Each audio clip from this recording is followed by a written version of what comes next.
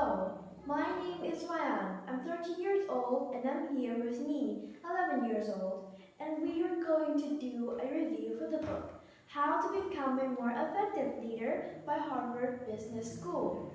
This book will differentiate between leadership and management, as we will also introduce the key leadership skills. Being an effective leader isn't simple. It has many components, some of which is encouragement, management, and emotional intelligence, which will all be explored in this book. Let's get started. Chapter 1. Leadership versus management. What's the difference? 1. Process versus vision. Managers set out to achieve organizational goals through implementing processes. They follow strictly what they have set ahead. They tend to follow processes such as budgeting, organizational structuring, and staffing. Unlike managers, leaders are more focused on guiding. They would guide people through the process to achieve those goals. Number 2 is organizing versus aligning. Some of the key differences between leaders and managers is that managers administer, leaders innovate. Managers maintain, leaders develop. Managers are more focused on systems and structure. Leaders are focused on people. Managers pursue goals through coordinated actions and tactical processes, but leaders, they are more focused on the people. They encourage these people and they bring out the best potential in them, which will make them work more effectively. Number 3, it is position versus quality. The title manager often denotes a specific role within an organization. They have to make sure that the process and the performance is due to what they have planned. And it is a set of responsibility. While being a leader isn't quite that simple, a leader, you have to act in a way that inspires, encourages, and influences others. That is much more harder to do, and that is a quality that you need to shape over time. Chapter 2.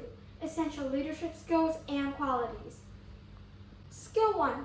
Emotional Intelligence. Firstly, self-regulation. Self-regulation refers on how you manage your behaviors, impulses, and emotions. These come in handy as a leader because you need to control your emotions. Second, empathy. Being capable of understanding another person's experiences and emotions, especially if they're going through a rough time. Third, social skills. These are about how you perceive and communicate with others. These are one of the most important skills when it comes to things like negotiating and talking things out to other people. Fourth, self-awareness. Having a clear understanding of your strengths, emotions, limitations, and beliefs. These are also necessary to set your course clear and be able to see your path forward. Last but not least, motivation.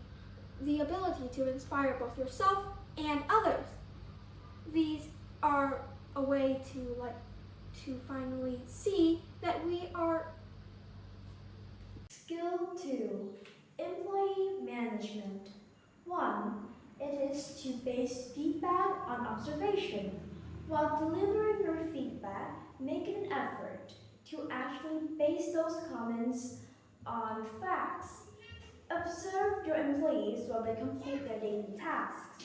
Those who are dedicated will feel valued, and those who are not so committed will make room for improvement.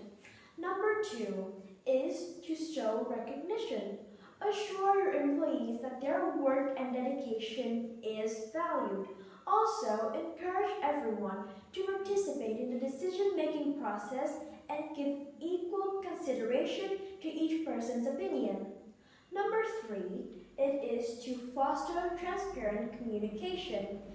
We all have this image that our managers or our boss is someone who is really grumpy, always in a bow and tie, and very hard-headed. Well, it is very important to project power among your employee, but it is also important to cultivate an environment focused on transparent communication. Number 4 is delegate work. Assign tasks to those who have the power and resources to complete them in the most effective way, but also assign tasks to those who are sure to gain valuable experiences from those tasks. Number 5 is to be respectful. Enhance your emotional intelligence so you can be more empathetic. After all, empathy is the foundation for success. Also, have faith in your team member so they can be more confident and they can also perform well in pressured environments. And last, it is to support learning and development. Assure your team members that you support their decision to enhance their skill through opportunities and professionals. This can benefit both the team and the member. Skill 3. Negotiation. Firstly, keep an open mind. Go in with an open mind and be prepared to improvise. This is negotiation, not an exact plan by plan. Second, show your cards. Don't hold your cards too close to the vest. They may think that you have hidden intentions and will be reluctant to trust you. Instead, state what you want. Third, set and stretch your goal. Preparation is paramount for negotiation. Go to the bargaining table with a clear focus of your goal.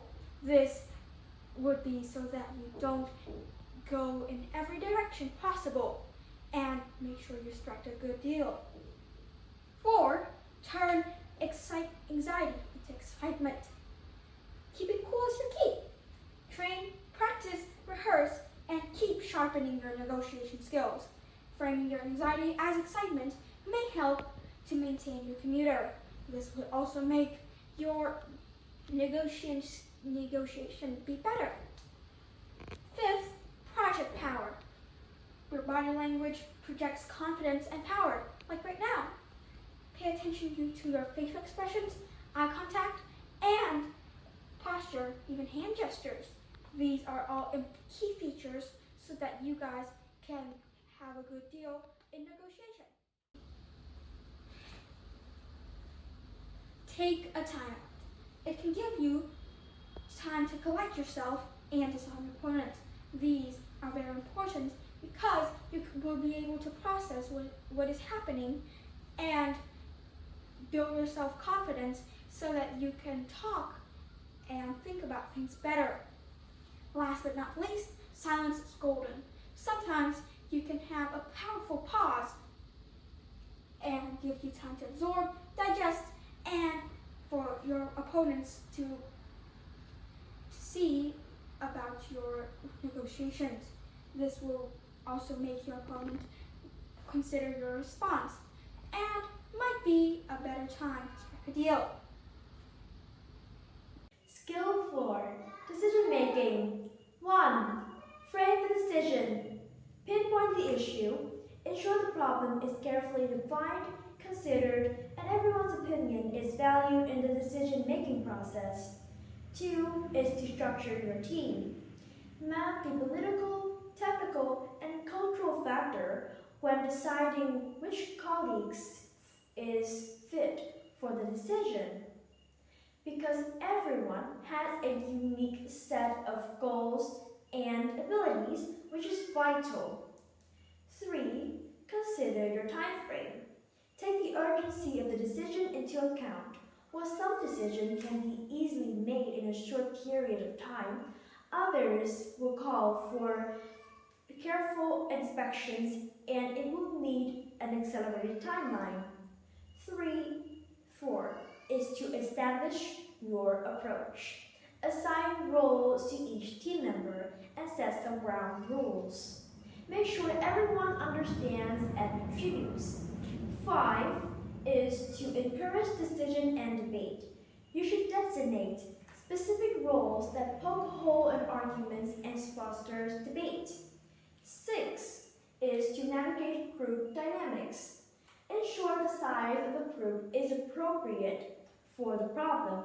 While many problems only need for a small group that consists of 2 people, other decisions will need the complexity of a big group that have many members. 7 is to ensure the pieces are in place for implementation. Be sure that the shared goals are presented upfront, and alternative options have been through careful consideration. And thoughts. In sound methods, well, they should be exploring the consequences of the decisions. And last, it is to achieve closure and alignments.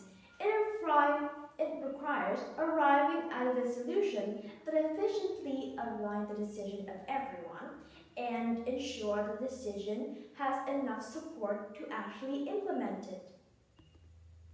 Skill 5, Organizational Change Management. Firstly, understand the process of change. There are three stages, mainly preparations, implementation, and follow through.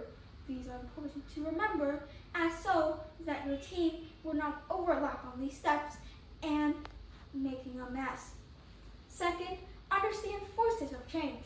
You must grasp why managing change is so important, and you will better suited to address these concerns. This way, your team will have a better time managing them. 3. Create a plan. As always, this plan should broadly outline reasons for change, scope, outline key stakeholders, establish a team, and provide a very detailed roadmap for the team. This will set the path clear and give the road for the team to keep moving. Communicate the path forward. This way, when guiding your business and employees to a period of big change, clear and focused communication is one of the biggest tools you can rely on. This will make sure that your team and your business will not get confused or either get squabbling over themselves. Lastly, prepare for roadblock. You need to prepare for numerous potential outcomes. Life isn't always what it seems, so be prepared to improvise for yourself. How to identify your leadership style. Firstly, build self-awareness. These look for honest reflection and self-assessment. Look for feedback in your colleagues and teammates. Second, consider your core function as a leader. Here, you can group yourself and find the balance between the two sets of practice here that are involved. Firstly, structure and direction. The behaviors employed to mobilize others and clearly communicate tasks that need to be done. Second, supporting direction. The behaviors you exhibit to rally others and provide instructional guidance. You need to balance between these two, and see that which one is your weakness and which one are your strengths. This way, a combination between the two would be the best leader ever. Lastly, understand your motivations. Consider what external rewards will stimulate you. For example, the perks, the salary, so. Also take stocks of intangible forms of motivations as well. This might help you to have more productivity and your team to be collaborating more with each other. Developing as a leader. 1. Assesses where you stand professionally. You must understand yourself and where you stand professionally. Take stocks of workplace tendencies, weaknesses, and strengths. 2 is to set an attainable goal. Set a goal that you can strive forward to achieve. 3. It is to engage in leadership training. Beyond the opportunity to gain and practice the skill, You also need to expose yourself to peers and experts who are more experienced. 4 is to interact with your network, connect with like-minded peers, and also get their feedback on your process. And last is to hone your soft skills. Consider how you can bolster your soft skill so you can be prepared to tackle any issues and any problem that may be thrown in your way. And that is the last chapter of our book. Dearest listeners, being a leader is something that all of us has to experience, but is not always easy. Leadership is a skill that needs to be shaped and honed over time.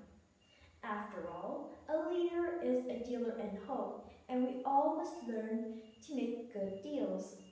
Thank you very much for listening. Goodbye.